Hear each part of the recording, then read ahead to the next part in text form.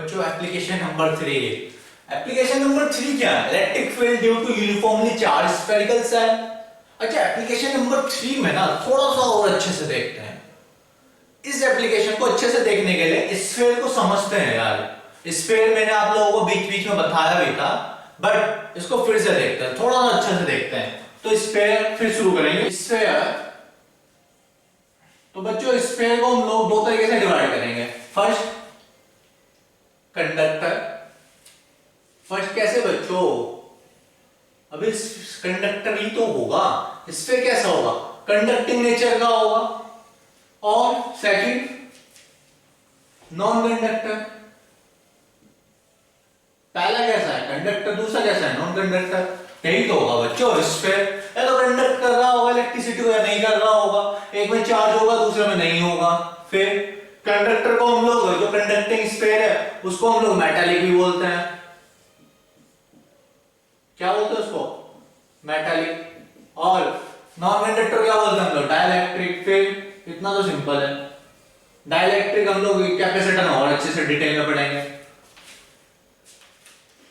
हालांकि आप लोगों को पता ही है डाइलेक्ट्रिक के बारे में कि करंट को फ्लो नहीं होने देता, चार्ज को फ्लो नहीं होने देगा। तो conductor metallic, non conductor dielectric. अब इसको फिर से डिवाइड किया गया दो पार्ट्स में।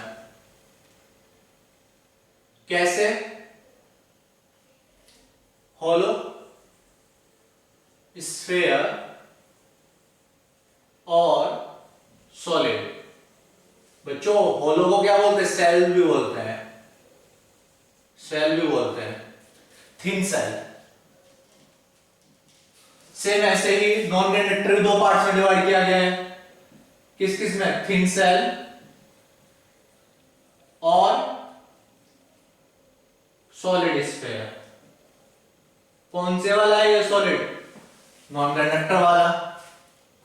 अच्छा, इतना सारा मैंने क्यों बताया? ये इतना सारा और ये सब चीजें मैं क्यों बता रहा हूं, जबकि डेरिवेशन तो वो था। बच्चों एनसीईआरटी पढ़ते पढ़ते या हम लोग एक्स्ट्रा बुक पढ़ते पढ़ते इतने कंफ्यूज हो जाते हैं कि हमें समझ में ही नहीं आ रहा तो हम क्या कर रहे होते हैं, क्या पढ़ रहे होते हैं। तो उस कंफ्यूजन को दूर करने के लिए मैंने आप लोगों को कैटेगराइज करा दिया स्फीयर कि अब करा करके दिखाओगे कंफ्यूज। तो हमें समझ में आ गया स्फीयर कंडक्टर स्फीयर होगा, कंडक्ट करने वाला, या फिर नॉन कंडक्टर स्फीयर होगा। कंडक्टर स्फीयर को मेटालिक स्फीयर और नॉन कंडक्टर डाइलेक्ट्रिक स्फीयर भी कहते हैं। अब ये दो तरीके से होंगे, होलो स्फीयर जिसको थिन सेल बोलते हैं कंडक्टर, या फिर सॉलिड कंडक्टर स्फीयर। या तो होलो कंडक्टर स्फीयर या सॉलिड कंडक्टर स्फीयर, या फिर thin shell non conducting sphere, solid non conducting sphere. बस यही हो सकता है। अब हमें ध्यान देना है बच्चों यहां पे इस सॉलिड का, जिसपे मैंने स्टार बना दिया, इसका बिहेवियर थोड़ा सा अलग है और फर्स्ट सेकंड थर्ड इन तीनों का बिहेवियर अलग है। कैसे? अबे यार तुम लोग हमें क्या नोट कराया मैंने आप लोगों को, बार बार बताता रहता हूं। क्या नोट कराता हूं मैं कि electric field inside the conductor is always zero. Is always zero. क्या नोट कराया? नहीं कराया। That means conductor whether it is hollow और सॉलिड, दोनों ही केस में यहां पे चार्ज इनसाइड इसके नहीं होगा, इलेक्ट्रिक फील्ड इसके है ही नहीं। सेम तो कहां होगा? कंडक्टर के लिए अगर आप लोग डायग्राम बनाओगे तो कैसा बनेगा? फिर ये तो पूछना चाह रहा हूं कि सर फिर डायग्राम बना के दिखा दो ना। तो बना के दिखा देता हूं ना बच्चों मैं। ये देखो, ये रहा। फिर E इनसाइड इसके कितना है? E इनसाइड जीरो है। अच्छा, इसके लिए देख लेते हैं नॉन कंडक्टर के लिए। नॉन कंडक्टर, अरे नॉन कंडक्टर में ना थिन सेल। थिन सेल का मतलब क्या है? होलो। और होलो के अंदर तो खोखला है, कुछ है ही नहीं। जब खोखला है, कुछ है ही नहीं उसके अंदर, तो चार्ज भी नहीं होंगे उसके अंदर। तो उसके लिए भी डायग्राम यही वाला है। तो किस किस के लिए डायग्राम? कंडक्टर के लिए। कैसा conductor? Hollow slash solid, plus non conductor. Non conductor कौन सा? Thin shell. थिन सेल मतलब और होलो। क्लियर बच्चों? नेक्स्ट इसमें सॉलिड के लिए कैसा होगा? सॉलिड के लिए बच्चों सॉलिड के लिए बच्चों इसके अंदर क्या होगा, जो चार्ज होगा वो अंदर नहीं होगा, वो कहां फैल जाएंगे चार्ज, इसकी सरफेस के मतलब सरफेस पे नहीं होगा, इसके अंदर फैल जाएंगे। सॉलिड के लिए बच्चों चार्ज इसकी सरफेस पे ना होकर के इसके अंदर फैल जाएंगे। ये क्लियर हुआ? तो मुझे यही बताना था। तो अब जो हम ये डेरिवेशन कर रहे हैं electric field due to uniformly charge spherical shell, वो तीन चीजों के लिए वैलिड है। पहला conducting hollow sphere, conducting solid sphere, non conducting thin shell sphere, इन तीनों के लिए। उसके लिए केस अलग है बच्चों। अब तो क्लियर हो गया, शुरू करूं डेरिवेशन।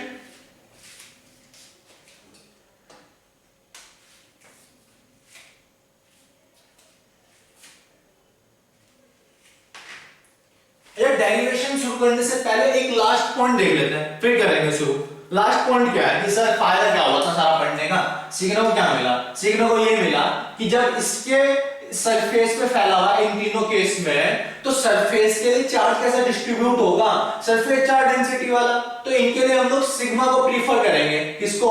सिग्मा को, Q अपॉन A। क्लियर है? तो फिर और लास्ट वाले के लिए कहां फैला हुआ है? एंटायर वॉल्यूम में। तो वहां पे क्या क्या करेंगे हम लोग? रो Q अपॉन V। बस सिंपल था यार।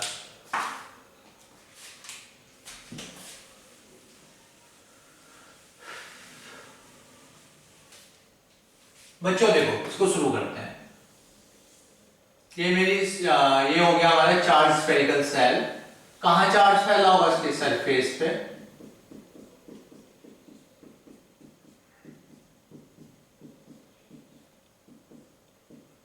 ये सेंटर हो गया इसका O, सेंटर से डिस्टेंस हो गई radius R।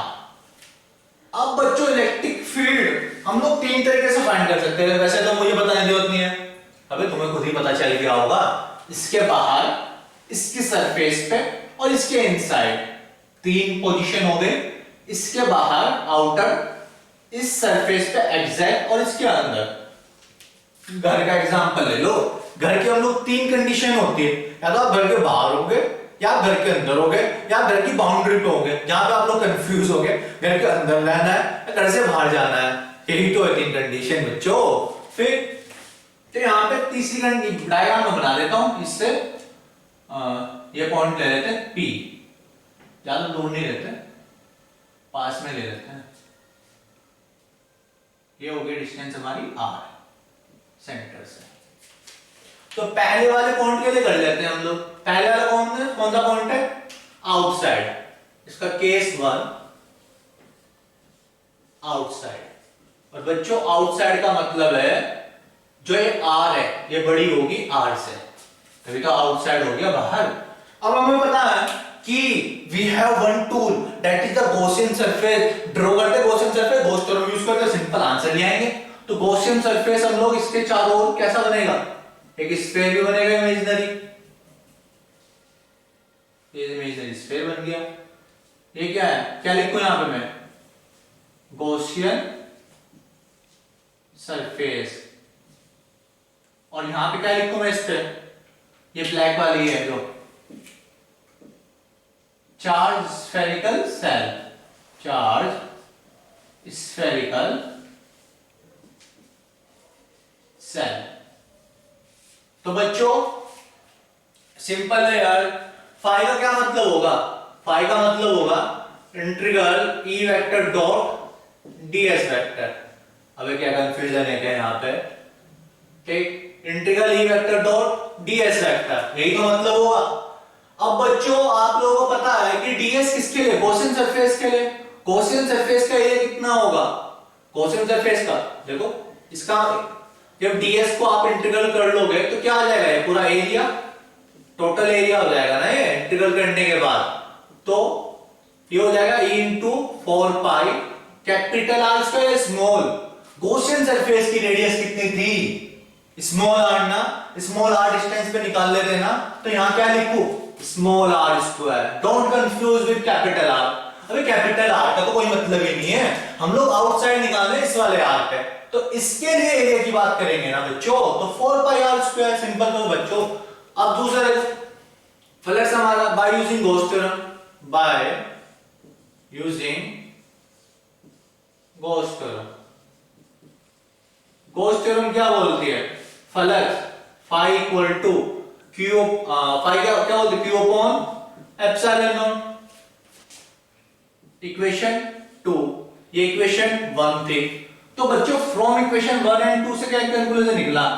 From equation 1 and 2 ये निकल रहा है कि E into 4 pi small r square equal to Q upon epsilon naught. अबे यही तो आ रहा है। फिर E इक्वल टू क्या होगा? 1 upon 4 pi epsilon naught q upon r square. R square 4 pi epsilon naught साथ नीचे आ गया। अबे रीअरेंज ही तो किया। 4 पाई एप्सिलॉन नॉट को एक साइड कर दिया, आर स्क्वायर को उधर कर दिया। फिर सिंपल है यार। यूनिट क्या होगी? न्यूटन होगा। अब इसमें भी सोचना पड़ेगा। E equal to F upon q naught formula होता है, आप लोगों को टेस्ट चार्ज के लिए बताया था। फोर्स न्यूटन पर गुलाम देख लिया है, चलो यहां तक हुआ। अब देखो बहुत आप लोगों में यहाँ पे एक नोट कराता हूँ पॉइंट, और जीनियस बच्चे हैं उनके लिए नोट कराता हूँ। वो जीनियस बच्चे सोचते हैं कि सर ये तो फॉर्मूला हम लोगों ने पॉइंट चार्ज की वजह से भी पढ़ा था कि पॉइंट चार्ज की वजह से होगा 1/4π क्यू अपॉन आर स्क्वायर। हाँ बिल्कुल पढ़ा था, बट बच्चों उसमें और इसमें तुम लोगों को अंतर नहीं दिख रहा क्या बच्चों? उसके अंदर सेंटर पे सारा का सारा चार्ज रखा था और उससे r डिस्टेंस पे हम लोगों ने इलेक्ट्रिक फील्ड निकाली थी। बट इस केस के अंदर चार्ज पूरा का पूरा कैसा हो रहा है? फैला हुआ है, सेंटर पे नहीं रखा हुआ, और उससे r डिस्टेंस तो बिल्कुल सेम है। इसका मतलब वो फॉर्मूला उसकी कंडीशन अलग है, ये फॉर्मूला तो सेम आ रहा है पर यहां पे कंडीशन अलग है। उस पॉइंट चार्ज वाले के अंदर सेंटर पे एक चार्ज रखा था Q, r डिस्टेंस पे हम लोग इलेक्ट्रिक फील्ड निकाल रहे थे, आंसर भले ही सेम आ रहा था। यहां पे चार्ज डिस्ट्रीब्यूट है, इससे r डिस्टेंस पे हम लोग इलेक्ट्रिक फील्ड निकाली, बट बच्चों ये कंडीशन अलग है। तो आया पक्का? ठीक। सेकंड पॉइंट देखते हैं। आउट इसका स्क्रीनशॉट लिया आप लोगों ने।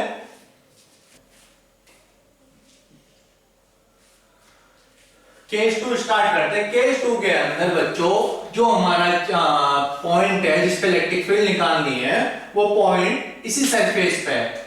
मैंने ये मान लिया, ये रहा वो पॉइंट। क्लियर?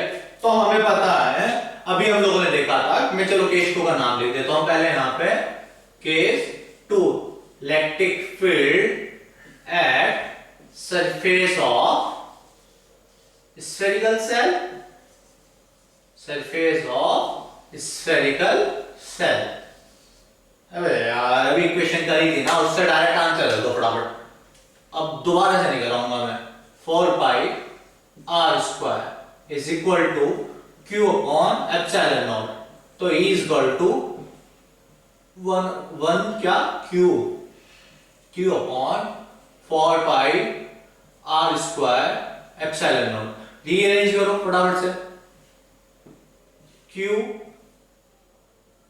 क्या आएगा? 1 upon 4 pi epsilon naught Q upon capital R square, Q upon capital R E square. ये आ गया सरफेस पे। सिंपल होता है, इसके में टेंशन लेने का नहीं, लेने का ना टेंशन। फिर तो Q अपॉन R स्क्वायर ये आंसर आ गया, सिंपल था।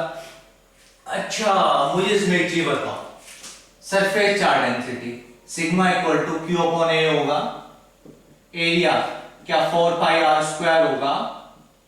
तो यहां से q upon 4 pi are square का मतलब क्या मैं सिग्मा रख सकता हूं। इस इक्वेशन को मैं अगर करूं सही से तो E is equal to 1 upon 4 pi are square का मतलब मैं सिग्मा रख दूं, सॉरी फिर से 4 पाई क्यू आर स्क्वायर सबके बदले सिग्मा रख दूं, क्या बचा नीचे? फिर क्या यूनिट हो जाएगी यहां पे? अगेन न्यूटन का गुलाम। आया नहीं आया? आ गया ना, बहुत बढ़िया।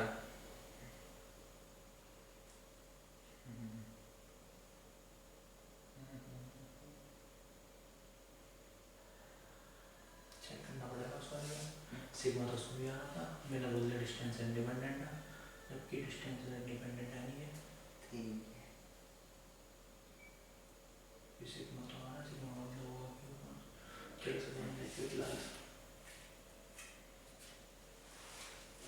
केस 3। बच्चों जो केस नंबर 3 है हमारा थर्ड केस है। थर्ड केस हमारा बहुत सिंपल है। अबे उसके बाहर हो गया, उसके सरफेस पे हो गया। केस 3 क्या होगा, इनसाइड। और आप लोगों को पता है कि phi equal to integral E vector dot ds vector is equal to q inside upon epsilon naught. Q तो लिखा था मैं, क्यू का मतलब इनसाइड था। मैंने भी थोड़ी देर पहले समझाया था कि अंदर सॉलिड के अंदर चार्ज नहीं होता ना, तो क्यू इनसाइड कितना होगा, 0। तो यहां से क्या निकल गया, E vector dot ds vector equal to 0।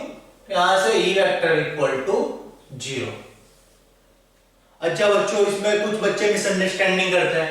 देखो फ्लक्स डायरेक्ट 0 हो रहा है चार्ज की वजह से, पर इसका ये मतलब नहीं कि फ्लक्स 0 तो इलेक्ट्रिक फील्ड 0।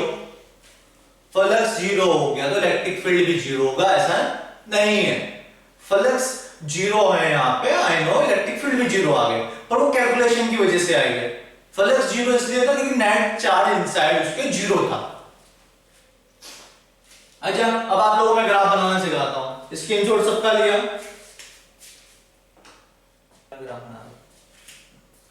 ग्राफ बनाए बच्चों।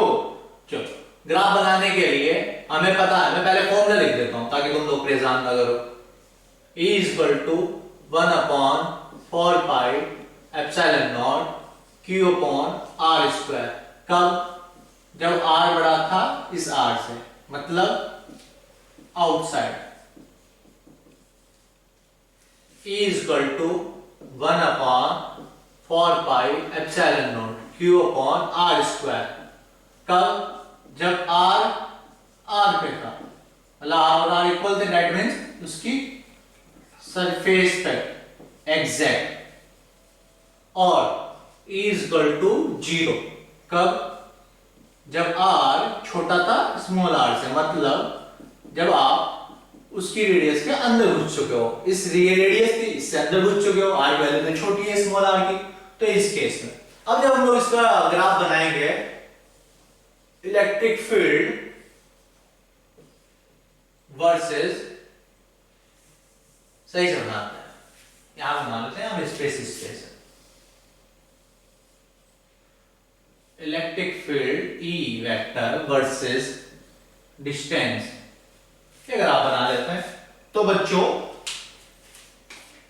आप लोगों को ग्राफ में प्रॉपर बनाना दिखाता हूं। ये स्फीयर हो गया, वे नहीं लग रहा क्या, स्फीयर नहीं लग रहा, मान लो ना, मानने में क्या आता है, फिर स्फीयर मान लो। दैट मींस यहां से ये वाली डिस्टेंस कितनी हो गई हमारी, रेडियस उसकी R, उसके बाद वाली वो ज्यादा हो गई, बस ये।